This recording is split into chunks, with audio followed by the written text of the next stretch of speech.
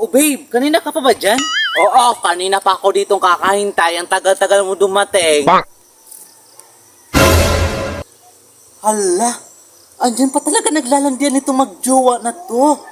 My God, wala bang ibang space kundi dito sa daanan? Mga OA talaga tong mga tao dito sa bahay namin. Yuck!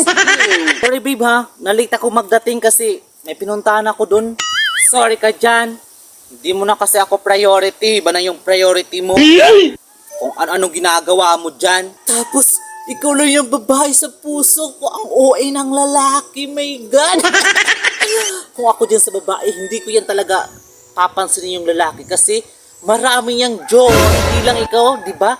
Nalit siya mag-uwi. Tapos sabihin niya na may dinaanan. My God! Dinuloko ka lang yan, girl. Gaga. God! Alam mo ba, babe? Miss na miss talaga kita, babe. Miss ko yung pag-kiss ko sa'yo. Miss ka dyan. Hindi mo talaga ako na-miss. Ayan naman yung magjowa na OS. Sobrang sweet. Hindi naman maganda. Hindi naman gwapo. Pero ang mga OA maglambingan. May kadiri.